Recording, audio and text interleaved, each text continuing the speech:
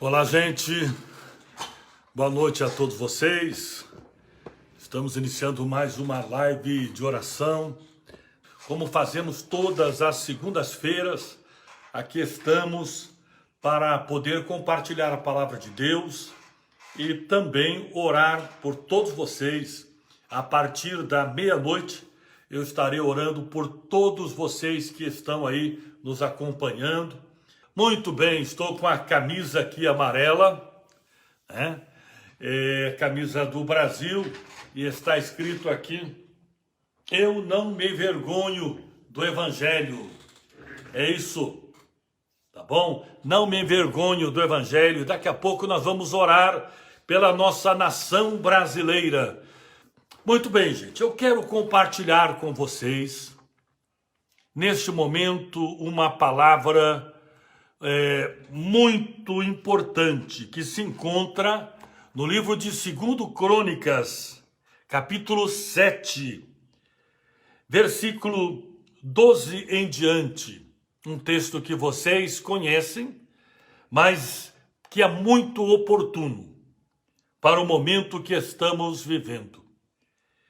E o Senhor apareceu de noite a Salomão e disse-lhe: ouvi a tua oração, e escolhi para mim este lugar, para a casa de sacrifício. Se eu cerrar os céus e não houver chuva, ou se ordenar aos gafanhotos que consumam a terra, ou se enviar a peste entre o meu povo, e se meu povo que se chama pelo meu nome se humilhar, orar e buscar a minha face, e se converter dos seus maus caminhos, então eu ouvirei dos céus, e perdoarei os seus pecados, e sararei a sua terra. Agora estarão abertos meus olhos, e atentos os meus ouvidos à oração deste lugar.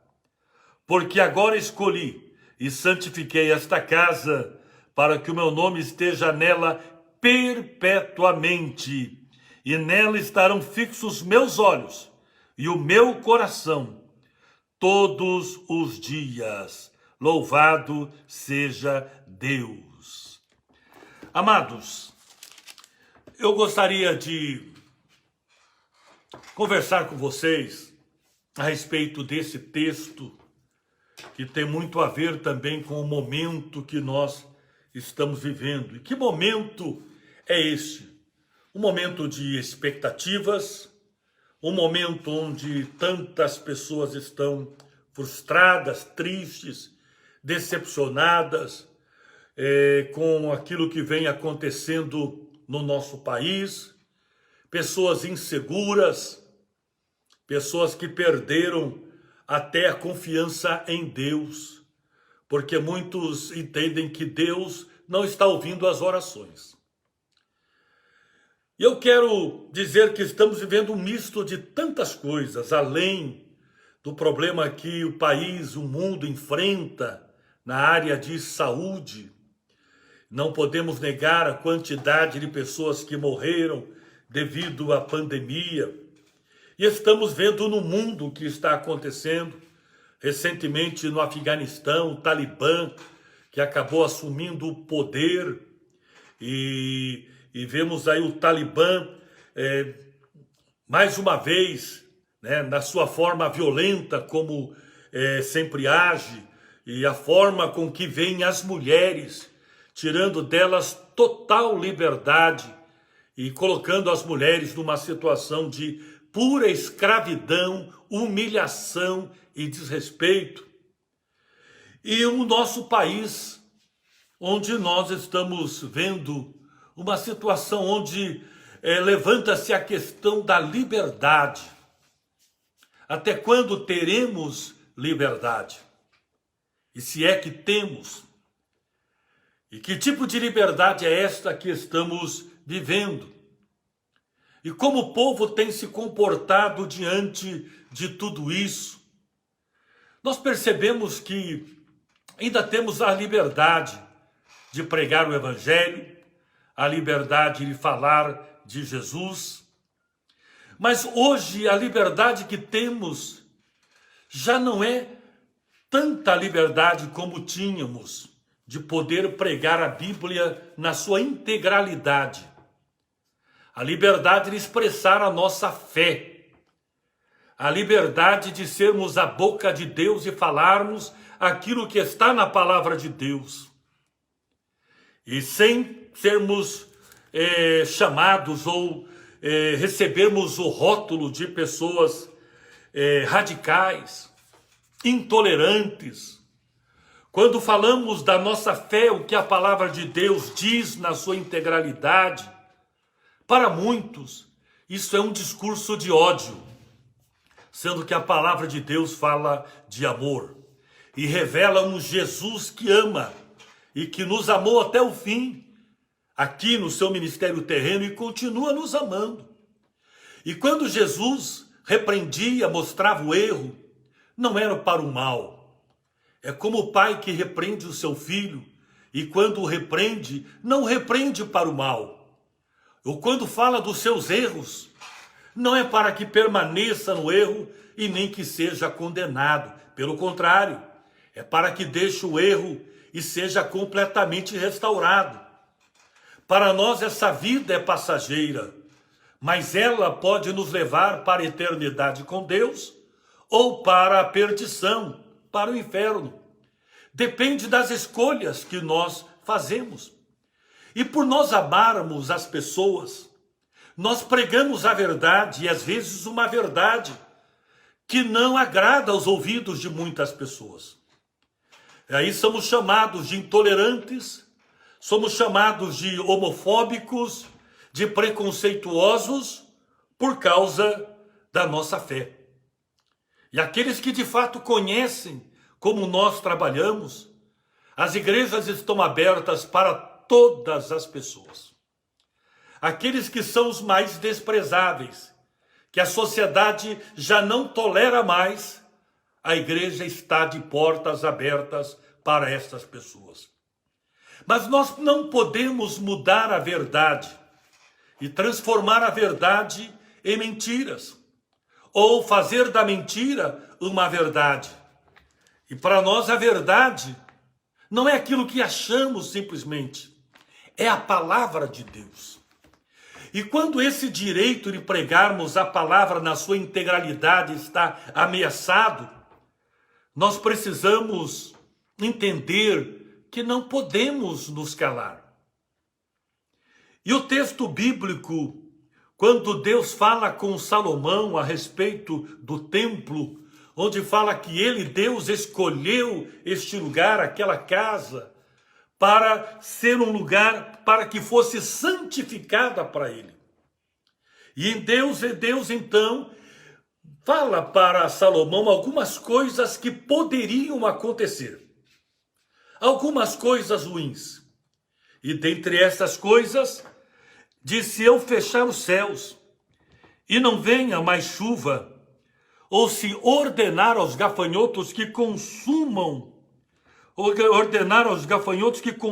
a terra, ou enviar a peste entre o meu povo. Ora, que Deus é este que pode enviar peste, praga, seca, miséria para o povo dele? Será que isso revela a falta de amor de Deus? A intolerância de Deus? Ou será que é uma intenção de Deus para que o seu povo se volte para ele?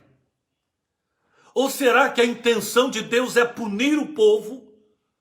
Ou querer trazer o povo para a verdade, para os seus braços, para o seu colo, para um lugar seguro?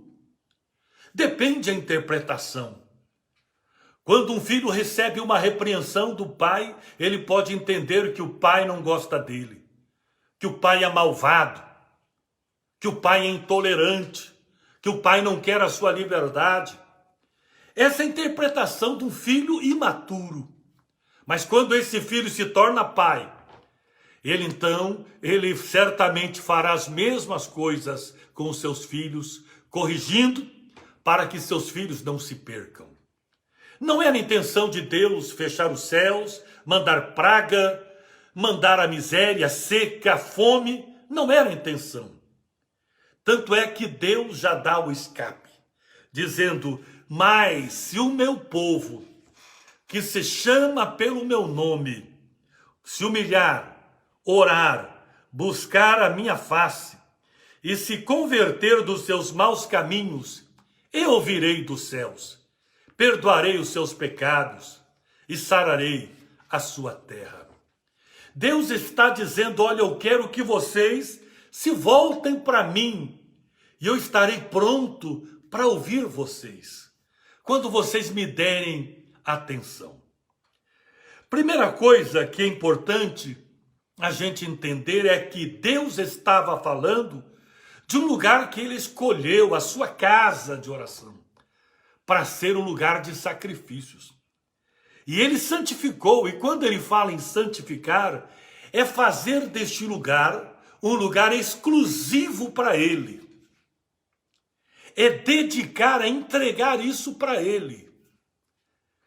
E Deus não tolera aquilo que não é exclusivo para ele, aquilo que foi consagrado para ele. Deus não divide a sua glória com ninguém. O nosso Deus não quer ser apenas mais um, ele quer ser Senhor da sua vida e da nossa vida. Deus quer exclusividade. E quando nós percebemos que a casa de Deus já não é santificada para ele, e Deus pode entrar, mas será mais um dos convidados, essa casa não serve para Deus. E quando Deus está aqui falando com o grande homem de Deus, Salomão, o grande sábio, Deus está dizendo: se o meu povo, que se chama pelo meu nome, está falando para o seu povo. Eu quero chamar a tua atenção que este é o momento que Deus está falando com a sua igreja. A igreja que ele comprou para ele. A igreja pela qual ele entregou a vida do seu filho. E essa igreja precisa ser exclusiva para Deus. Essa igreja precisa ter esse Deus como único Deus. Jesus Cristo como único Salvador. E Deus não abre mão disso. Jesus precisa ser Senhor da nossa vida. E o que nós queremos colocar aqui, que Deus está dizendo: se esse meu povo se humilhar, e é tão difícil às vezes isso, às vezes até choramos, temos palavras de humilhação, até temos palavras de arrependimento, mas são apenas palavras e não atitudes. Atitude de quem se submete a Deus. Não somente numa atitude exterior de quem se dobra, mas uma atitude de coração. Orar, falar com Deus. E esse falar é uma via de duas mãos. É falar com Deus e ouvir a Deus. Não é somente falar para Deus, mas é termos o nosso coração, a nossa mente, a nossa alma, o nosso espírito aberto para ouvir a voz de Deus. Buscar a Deus. Buscar. E Deus está falando isso com o seu povo. Isso quer dizer que o seu povo pode não se humilhar mais, pode não orar mais e pode não buscar. Quando buscamos a Deus, estamos buscando alguém com o qual nós precisamos, alguém que nós desejamos. E aí diz: e se converter-se dos seus maus caminhos. Nós podemos nos humilhar, podemos orar, podemos buscar a Deus, mas não mudamos de vida. Não nos convertemos dos nossos maus caminhos. Nós achamos que só o fato de orarmos ou buscarmos a Deus, tudo está resolvido. Mas, amados, nós precisamos ter atitudes de quem de fato ama a Deus, se submete a Deus, alguém que realmente não tem palavras vazias de comunicação com Deus. E esse converter-se é mudar de atitude, é converter-se a Deus, é essa entrega total e abandonar os maus caminhos e tomar uma outra direção, o caminho do bem. E Deus está tratando com a igreja a respeito de algo que pode afetar todo um coletivo. Você consegue entender que às vezes por causa do pecado da igreja, muitas vezes por falta de exclusividade da igreja para com seu Deus, muitas vezes o lugar que nós oferecemos para Deus não é exclusivo para Ele, nós podemos trazer um problema para todo um coletivo, para toda a nação brasileira. E é por isso que nós precisamos fazer como Neemias fez quando recebeu a notícia da sua cidade, Jerusalém, a cidade dos seus pais, o caos que ela vivia. Ele orou pedindo perdão dos pecados da nação. E é o que nós precisamos fazer. Pedir perdão dos nossos pecados e os pecados da nossa nação. Há muitos pecados que hoje estão aí, justamente por omissão da igreja do Senhor Jesus Cristo. Há muitos adultos hoje que estão fazendo tantas maldades e que hoje estão agindo desta forma, porque nós nos omitimos da nossa missão como igreja, como alguém que mostra a verdade, alguém que repreende o erro, a igreja que deveria ser a voz profética de Deus para este mundo. E então Deus está falando conosco. Me busquem, orem, se humilhem e se convertam a mim.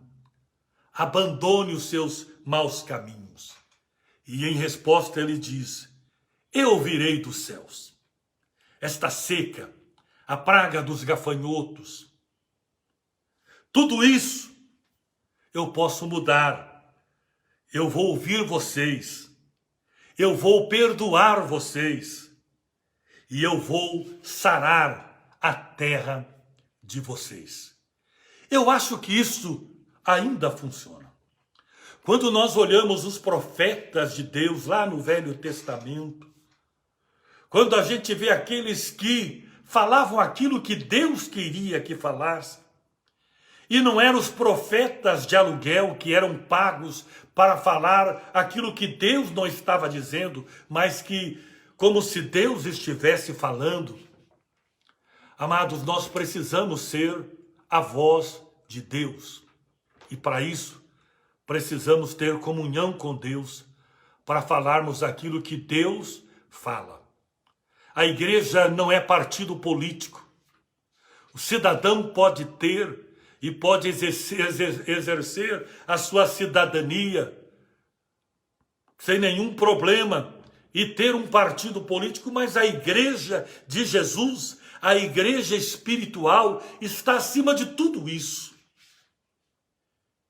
Muitas vezes nós, como cidadãos, temos que nos submeter a determinadas situações que acabam sendo impostas para nós. Mas a igreja espiritual, a igreja que foi comprada por Jesus, esta tem Jesus como Senhor da sua vida. É Ele que manda, é Ele que fala e a gente ouve. E quando a gente ouve, obedece ao Senhor, segue ao Senhor, isso atrai bênção para a nossa vida, para a nossa família e para a nossa nação. É preciso que os Elias saiam para as ruas como profetas do Senhor. Não falando aquilo que está simplesmente no seu coração, ou somente aquilo que as pessoas têm prazer de ouvir, mas precisamos ser a boca de Deus. Mas antes de tudo, temos comunhão com o Senhor nosso Deus. E precisamos amar todos aqueles que Ele ama. Assim, meus irmãos, eu creio que precisa se comportar a igreja comprada por Jesus. A igreja a qual o Senhor Jesus Cristo ama e que quer exclusividade. Ele quer ser o único Deus, pois Ele é o único Senhor, deverá ser o único Senhor da sua vida. Precisamos ter esse comportamento. Uma igreja que não se vende, que não negocia princípios, que não negocia a fé. A Bíblia fala a respeito de homens que foram levados para a fornalha, que foram levados como Daniel para a cova dos leões. E assim Daniel foi, porque não quis abrir mão da sua comunhão com Deus, da sua liberdade de falar com Deus, da sua liberdade de professar a sua fé. Era um rebelde? Não. Mas quando a lei conflitava com aquilo que Deus estava falando, aí é melhor obedecer a Deus do que aos homens. E quando assim fez Daniel, Deus se manifestou e esteve com ele ali naquela cova e fechou a boca dos leões. Tá vendo? Deus pode fechar a boca dos leões. Deus pode fazer com que os nossos inimigos não tenham poder sobre nós quando nós obedecemos a Ele. Amados, é assim que ainda funciona, porque Deus não mudou. Ele é o Deus de Elias, Ele é o mesmo Deus de Daniel, de Mesaque, Sadraque, Abednego, aquele que estava com aqueles homens na fornalha. É o Deus que está conosco. Amanhã eu estarei também no Centro Cívico, com um grupo grande de intercessores, orando pela nossa nação brasileira, mostrando que nós não estamos simplesmente buscando homens, mas apoiamos as pautas que são as pautas bíblicas. Eu costumo dizer que eu tenho compromisso não com as pessoas em si, mas com as suas pautas, que são os princípios de Deus. E por esses, eu luto. E nós precisamos entender isso. E precisamos nos posicionar como igreja do Senhor Jesus Cristo, orando, buscando a Deus, nos convertendo, buscando o caminho do Senhor, mas uma igreja que obedece a Deus, que diz não à mentira, e que a igreja que está disposta a pagar o preço que for necessário em obediência ao Senhor nosso Deus. Que Deus abençoe você, a sua família, que Deus abençoe a nação brasileira, que Deus possa sarar a nossa terra. E nós estaremos fazendo isso, buscando a Deus. Estou com a camisa verde e amarela. Deus nos colocou nessa nação, e se Ele assim o fez, Ele fez com propósito. Amamos essa nação. E nós entendemos que Jesus é o nosso Senhor. E aqui nós vivemos, servindo ao Senhor com liberdade. E assim queremos que os nossos filhos, netos, bisnetos, tataranetos, tenham essa mesma liberdade. Infelizmente, algumas autoridades nos têm visto como inimigos. Isto é muito sério. Isto é muito sério. Eu estava vendo um vídeo, um documentário falando a respeito do Iraque, quando Saddam Hussein ele assume o poder. Uma das coisas que ele fez foi tentar eliminar os seus inimigos. E assim ele o fez, sem medo, e divulgou pessoas e centenas de pessoas sendo enforcadas, fuziladas, mulheres estupradas, os filhos sacrificados, para colocar medo no povo e ele não tivesse inimigos. Infelizmente, muitas autoridades têm visto a Igreja de Jesus como inimiga e que talvez não mediriam esforços para que os seus inimigos fossem destruídos. Mas nós temos Jesus como Senhor da nossa vida e o nosso Deus é o poderoso para sarar a nossa terra. Que Ele use a minha vida, use a sua vida. Grande Deus Todo-Poderoso, nós te damos honra, glória, louvor e adoração. Nós oramos nesse momento pela nação brasileira, onde estamos vivendo um tempo de incerteza. Pai, nós não queremos agir, Senhor, sem termos a direção do Senhor, mas queremos agir com coragem, com ousadia, debaixo da tua direção, debaixo da tua bênção. E queremos pedir perdão, meu Deus, pelos nossos pecados, ó meu Pai, daqueles que nos antecederam, os nossos pais, os nossos avós, pecados por ação, pecados por omissão. Queremos pedir perdão, Senhor, por diversos pecados, ó Pai. Meu Deus, pelas crianças que foram mortas, aquelas que haveriam de nascer e que foram mortas, meu Deus, através de um aborto. Meu Deus, crianças, adolescentes que deixaram de viver a fase adulta, devido também, meu Deus, às drogas e tantas situações desta natureza. Queremos pedir perdão, meu Pai, meu Deus, perdão pelas nossas autoridades em todas as áreas, em todos os poderes, do poder legislativo, do poder executivo, do poder judiciário. Nós queremos, ó Pai, a tua intervenção e por isso nós nos humilhamos diante do Senhor. Nós oramos, buscamos a tua face e queremos seguir o caminho do bem, nos desviarmos dos maus caminhos. Queremos caminhar pelo caminho da verdade, da liberdade no Senhor. Queremos ter a liberdade de estender as mãos para aqueles que estão caídos, aqueles que estão distantes do Senhor. A liberdade para pregar a tua palavra na integralidade, Senhor. Falarmos a verdade porque amamos a todas as pessoas. E por amá-las, não queremos que elas se percam. Deus nos dê graça, nos dê autoridade, nos dê discernimento espiritual. Abençoe, meu Deus, no dia de amanhã, a nossa nação brasileira. Meu Deus, todas as manifestações que nós teremos para que as tuas mãos estejam protegendo o teu povo.